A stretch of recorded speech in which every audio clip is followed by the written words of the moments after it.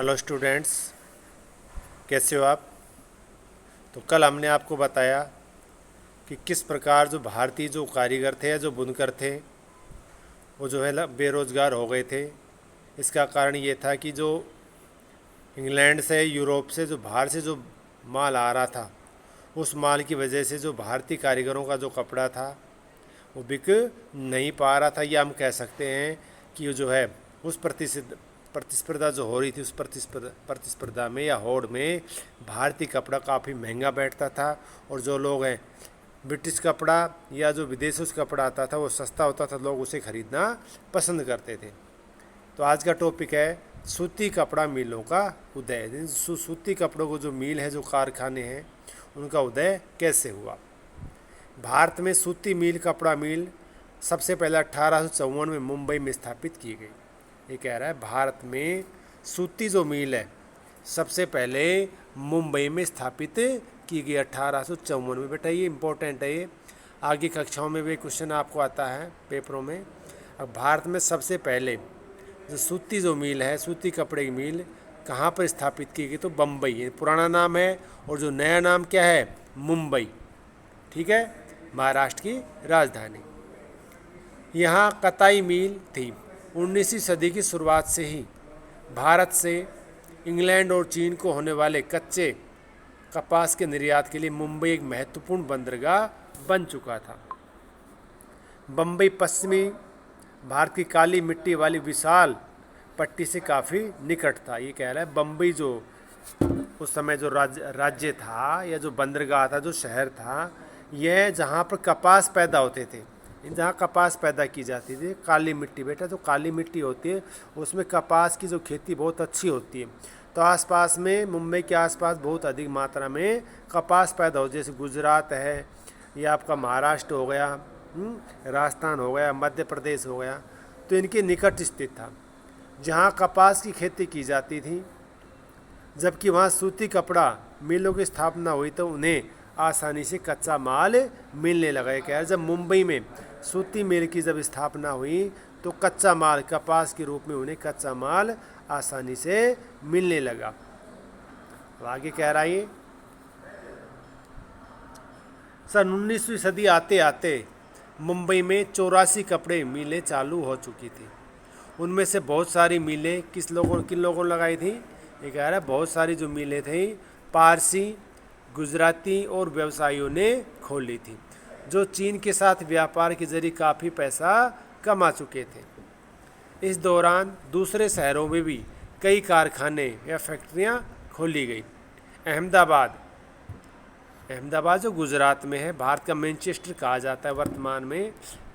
अहमदाबाद में पहला कारखाना 1861 में खुला। अगले साल संयुक्त प्रांत स्थित कानपुर में एक कारखाना खुल गया।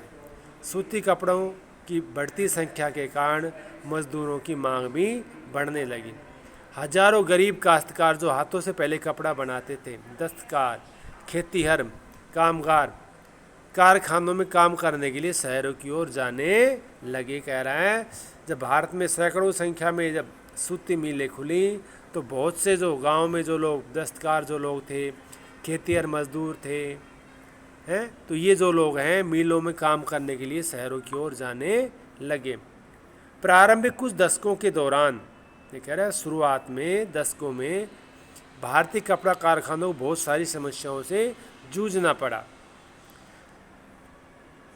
सबसे पहली समस्या तो यही थी कि उस उद्योगों में, ये कह रहा है सबसे ज़्यादा तो समस्या कौन सी थी, इस उद्योगों में ब्रिटेन से आए सस्ते कपड़ों का मुकाबला करना पड़ता था। ये कह रहा है जो ये उद्योग थे, इन उद्योगों को सबसे ज़्यादा तो समस्या ये थी जो ब्रिटेन से जो कपड़ा आ रहा था उस कपड़े से अच्छा कपड़ा बनाना और उसकी से प्रतिस्पर्धा करना सबसे पहली समस्या थी।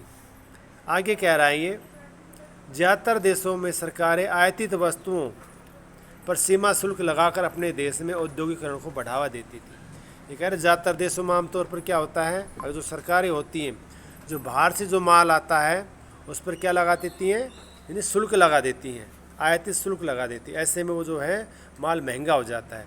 इससे जो उस देश में जो औद्योगिकरण है, जो स्वदेशी कंपनियां हैं, उनको बढ़ावा मिलता है। इससे प्रतिस्पर्धा खत्म हो जाती है और संबंधित देश के नवजात जो छोटे उद्योग हैं उनको संरक्षण मिलता था, परंतु भारत में ऐसा नहीं था। क्यों? क्योंकि भारत में अंग्रेज़ों की सरकार थी, परंतु औपनिवेशिक भारतीय सरकार ने स्थानीय उद्योगों को आमतौर पर इस तरह की सुरक्षा नहीं दी।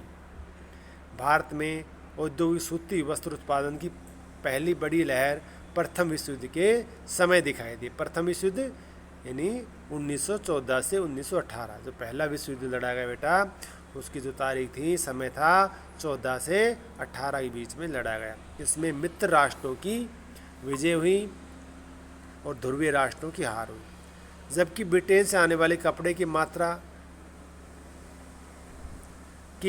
में काफ़ी कमी आ गई थी और सैनिकों ज़रूरत को पूरा करने के लिए भारतीय कारखानों में कपड़ा उत्पादन की मांग भी बढ़ने लगी। अब आगे देखिए, अब कह रहा है, ये तो था सूती कपड़े के बारे में। अब आते हैं हम इस्पात, लौह इस्पात कारखाने, जो ऐसे कारखाने जहाँ पर लौह तैयार किया जाता था। तो कह रहा है भारतीय इस्पात और लौह धातु कला की कहानी हमें टीपू सुल्तान के मशहूर किस्से से शुरू करते हैं। ये वही टीपू सुल्तान है जिन्होंने 1799 तक मैसूर पर अर्थात कर्नाटक पर शासन किया और अंग्रेज़ों के छक्के छुड़ाए, अंग्रेज़ों को चने चबवाए। अंग्रेज़ों से 4 लड़ाइयाँ लड़ी और हाथ में तलवार लिए लड़ते लड़ते ये लोग मारे गए थे। टीपू की विश्वविख्यात तलवारें आज भी इंग्लैंड के संग्रहालयों में बहुमूल्य संपत्ति है। लेकिन क्या आप जानते हैं कि टीपू की तलवार इतनी खास क्यों थी? दरअसल इस तलवार की धार इतनी सख्त और पैनी थी कि दुश्मन के लौह कवच को भी आसानी से चीर सकती थी। ये कह रहे हैं जो टीपू सुल्तान की जो बेटा जो तलवार थी वो इतनी तेज़ और इतनी मजबूत थी कि जो लोहे का जो कवच है उसको आसानी से भेद सकती थी। इस तलवार में गुण कार्बन की अधिक मात्रा वाला वुड्ज नामक स्टील से पैदा हुआ। वुड्ज बेटे क्या होता है? स्टील होता है, लहरदार होती थी। इनकी बनावट लोहे में गढ़े कार्बन के भेद सूक्ष्म कणों से पैदा होती थी। टीपू सुल्तान की मृत्यु के 1 साल बाद 1800 में मैसूर की यात्रा करने वाले फ्रांसीसी बुकानन ने इस बात का ब्यौरा दिया है कि मैसूर की सैकड़ों प्रगलन जो जहाँ पर लोहे को पिघलाया जाता है, जो भट्टियाँ होती हैं बेटा, प्रगलन होता है लोहे को जहाँ पिघलाया जाता है वो कहलाता है प्रगलन।